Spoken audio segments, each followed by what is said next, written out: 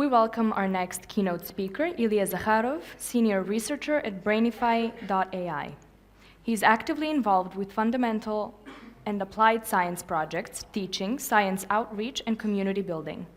Brain is the interconnected hub of billions of neurons. Apparently, these neurons communicate with each other somewhat in the same way as billions of people. Network neuroscience, a cutting-edge field, is dedicated to understanding these fascinating parallels. This talk will shine a light on the latest discoveries and insights from this exciting domain. Ilya, the stage is yours. Thank you. Can you hear? Yes, you can hear me, I believe.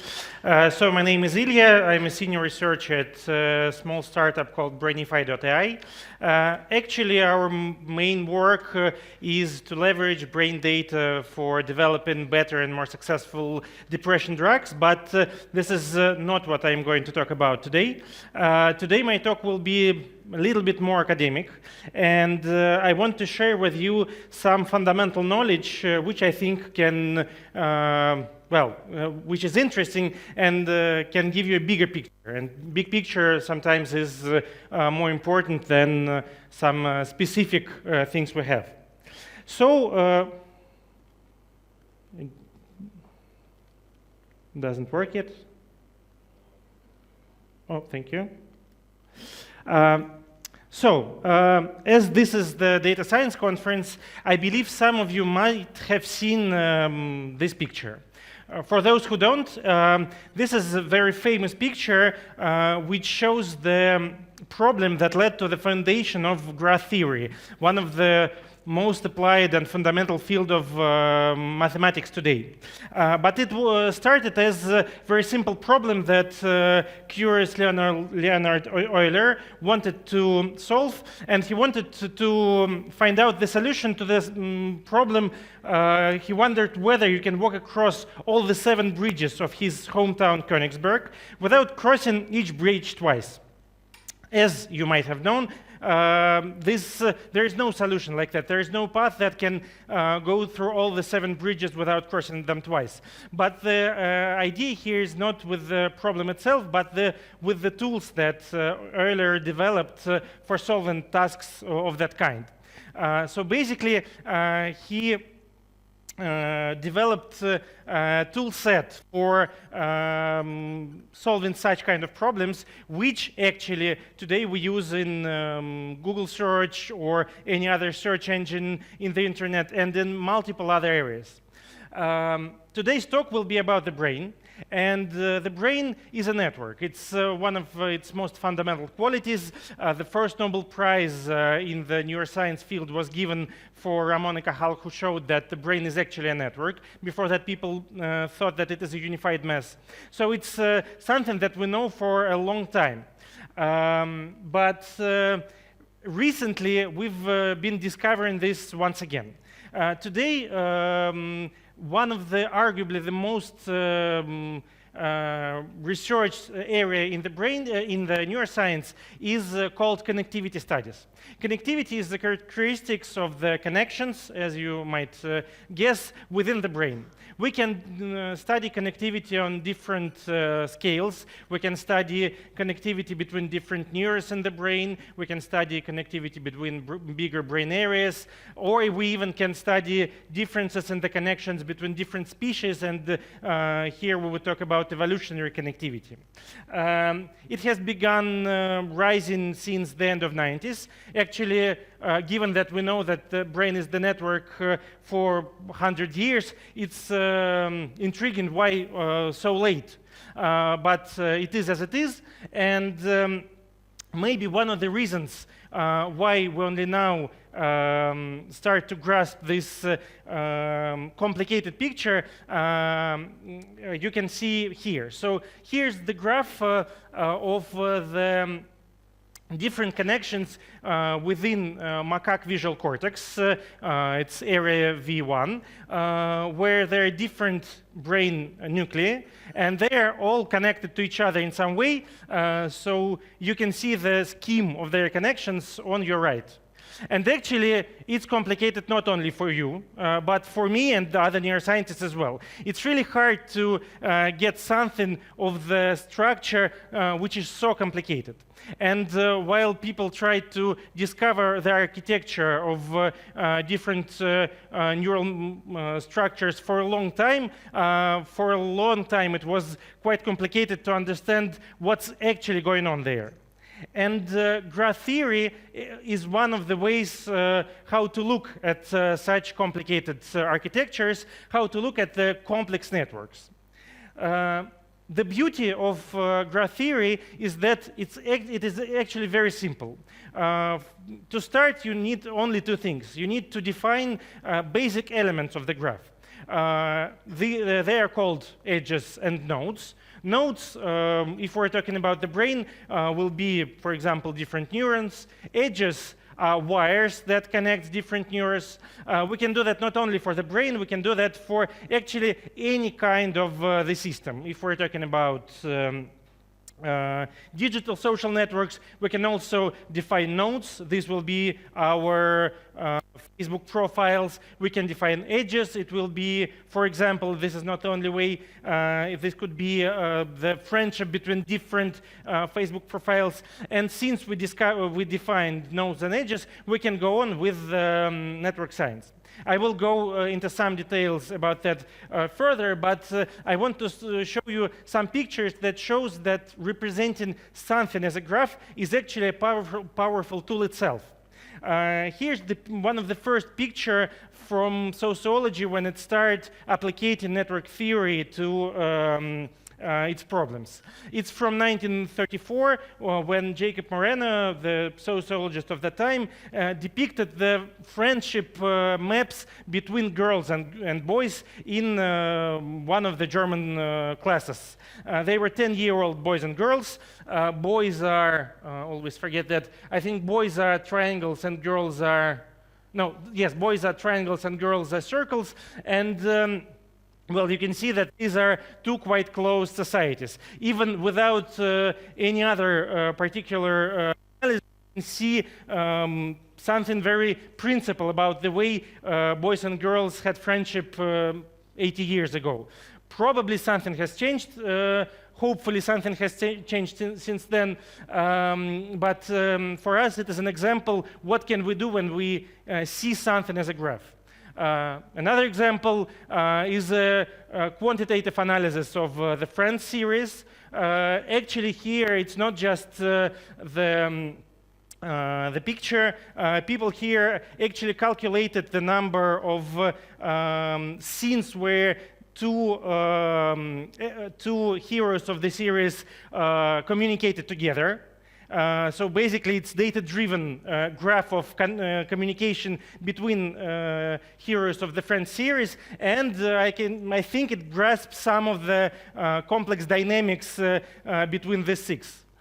Of course, sometimes graphs can show quite sad story, but still, here you can see an isolated graph on the right. Still, it's a powerful tool, and that's important. We can do a lot with that powerful tool, and of course, one of the biggest and most studied graphs today are social networks. I think all of you have heard about the sixth handshake theory. Have you?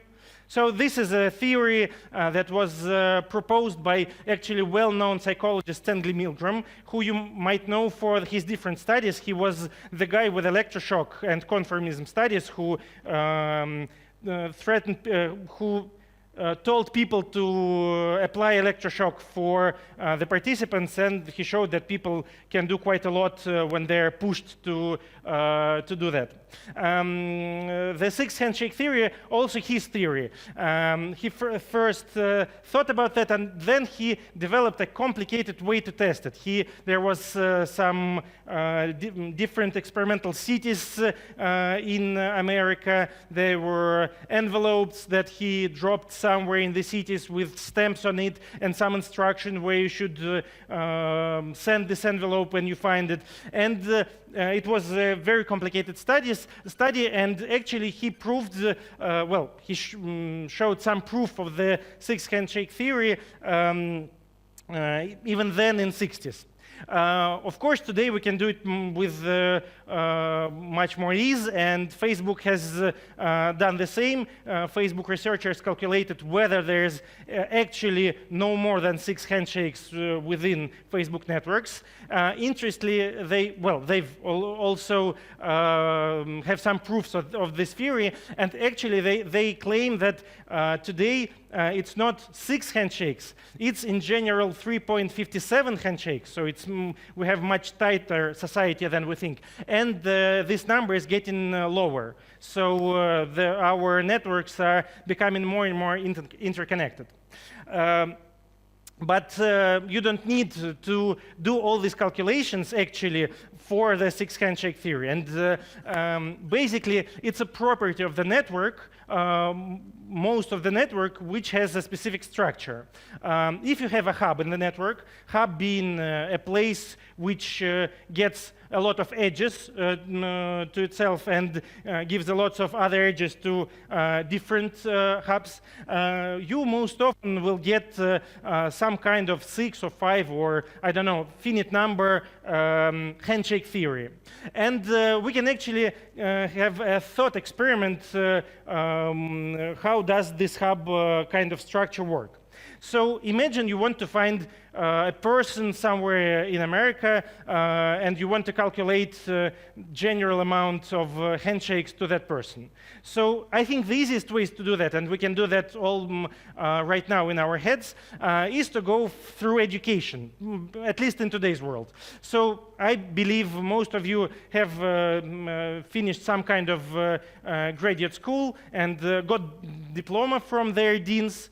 And I believe that, well, at least in Russia, where I'm from, quite often when you get the diploma, you also handshake with the dean. So it's a normal procedure.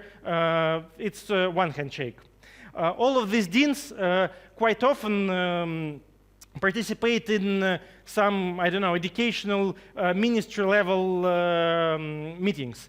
And there's another handshake to the prime minister, or I don't know, for the president himself, if it's a good university.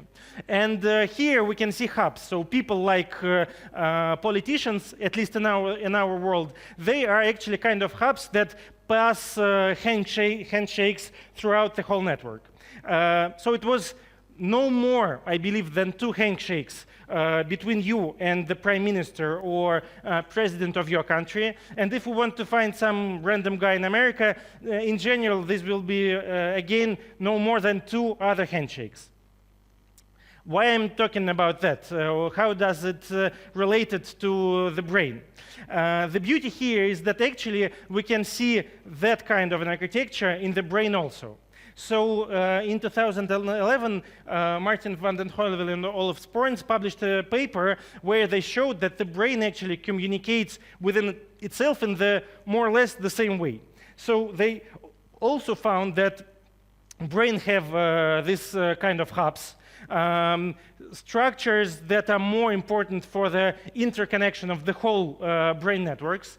They actually even showed that these hubs communicate with each other much more than to any other edges, which reminded these researchers the gentlemen's clubs or aristocracy, where people behind closed doors handshake with each other and decide some very important things about how our world works. Basically, more or less the same thing is going on in the brain. There's also an aristocracy in the brain, so this kind of architecture was called rich club architecture. And this is a very general thing about the brain, as we understand it now, not only about the human brain, about mammalian brain for sure, but also for different brains. So basically, we also have this handshake, 6 handshake type of thing within our brains.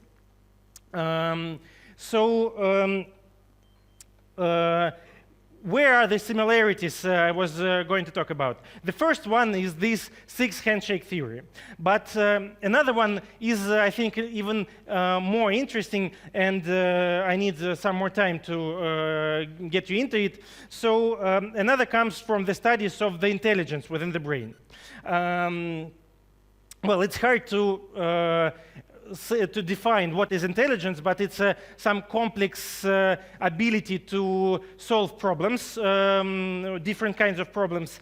And when you try to put a man into a brain scanner and give him a lot of different types of problems, you can try to see what does his brain do at the moment.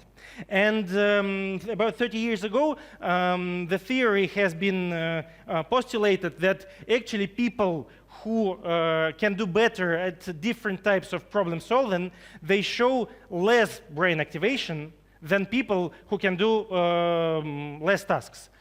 So once again, it's a little bit counterintuitive.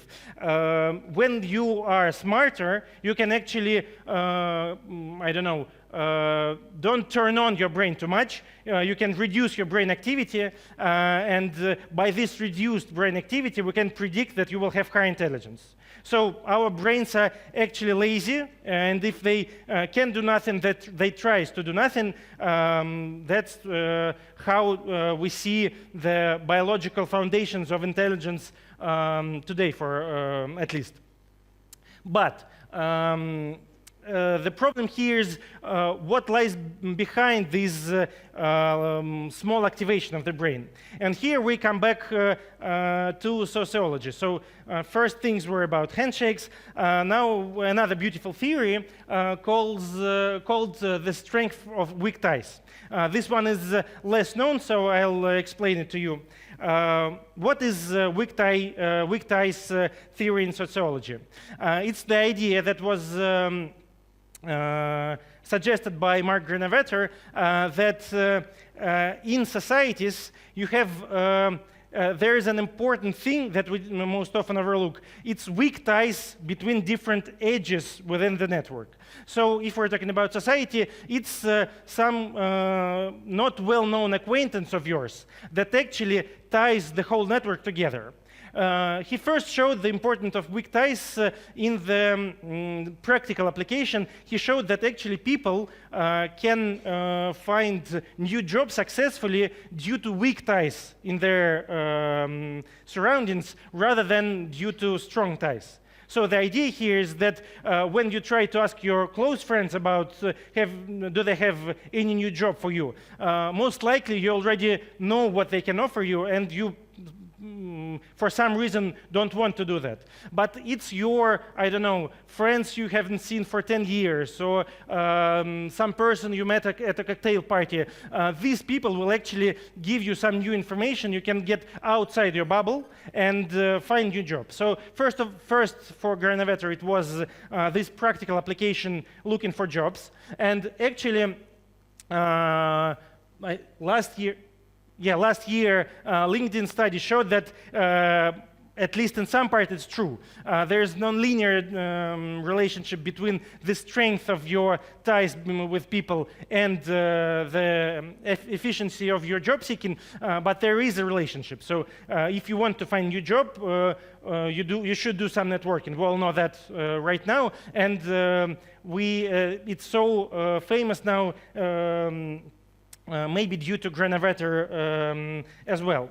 But for Granovetter, it was much more important than just looking for jobs. Later in his works, he tried to argue that weak ties are a fundamental thing for the successful society. And if we want the society that thrives, if we want development in our group of people, we have to think not only about strong ties, but for the weak ties as well. And interestingly, it is the same way in the brain. Recent studies showed that, and we also did some of the work, shows that actually if you want to understand what is behind the architecture that gives your brain the ability to reduce its activity when solving tasks, so giving you the space to save some energy for future tasks, it's the weak ties in the brain. Here with green, you can see weak ties within the brain, so not strongly connected brain areas. There are some red, which are strongly connected areas, but if we want to understand what is the source of the individual differences within the brain that is related to intelligence, actually it's weak ties that matter. They account for more than 40% of all the variability in the intelligence. And this is the great thing about the network science. So the title of my talk was what are the parallels between sociology and neuroscience? And here it is. Network theory has proven its usefulness in different things we've learned about the brain and the society as well. First of all, now we know that hubs are important, not only in the brain, but in the society as well. We know that it's some kind of unfair. These hubs are a kind of aristocracy in the brain as well as in the society itself. But it's not only the hubs that matter. If we want the stable and successful, intelligent and thriving network, thriving graph, thriving community of either people or brain networks, we have to account for the weak ties, and they really do matter. So basically it's it. Just a couple of things about mental health, since it's the topic of the whole section. So actually today we understand that different types of ties are important not only for the general architecture of the brain, but for the mental health as well. First of all, we know that about 40% of all the brain biomarkers that we find now related to different types of psychopathology are actually the same. So it's a lot of different connections within the brain that share different types of psychopathology.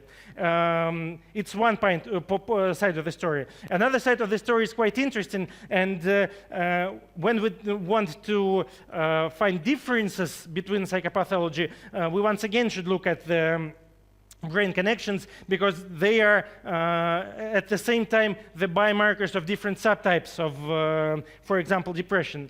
But more interesting thing today, I think, is that people are starting to think about mental health and networks not only on the level of its brain sources, but on the level of the mental disorders as a complex psychobiological phenomena. And while before people thought of different psychopathological syndromes as a number of symptoms, today people are starting to think of them as a number of interconnecting networks of symptoms, which actually share a lot of same structure between different disorders, not only on the brain level, but on the level of symptoms as well. But this is the different story, where we have a lot to disentangle in the mental health part of the story, but we already know a lot about the brain and social networks. Hope it will help us to find out more about mental health. Thank you.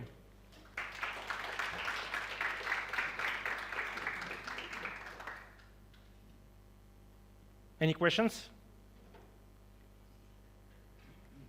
So exactly did you evaluate the importance of weak connections in the brain? Yeah, so there are like different ways to do that. First of all, we have weighted graphs where we actually quantify the strength of the connection. So in brain data, for example, you can just calculate the different types of correlation coefficient. It can be more complicated than that, but actually it's some number between 0 and 1, which shows the strength of the connection. And when I'm talking about the importance of weak ties, here when I'm talking about the brain, I can just show that if we're looking for the variation in intelligence, we can explain the variation, 40% of the variation of intelligence with weaker, like I think it was 30% of weakest connections within the brain. So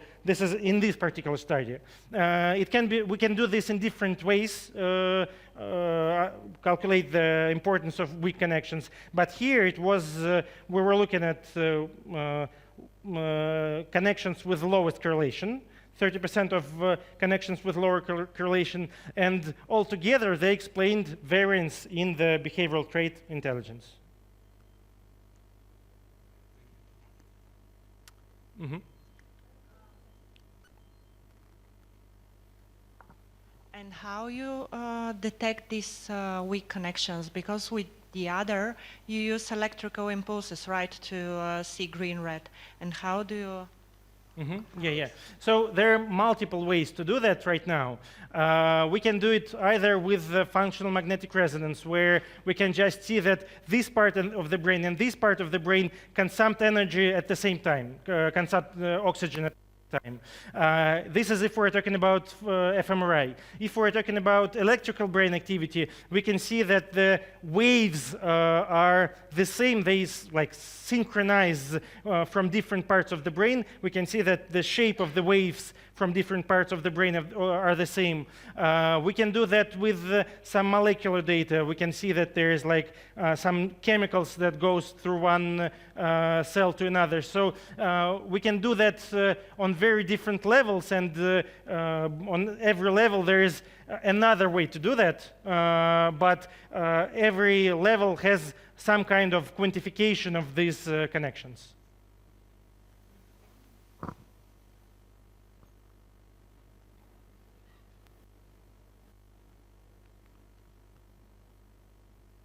No more questions. Thank you. Ilya, I have a certification for you. Thank you so much for sharing your knowledge. That is a certification of appreciation for your engagement at DSCEurope23. Thank you very much. Thank you.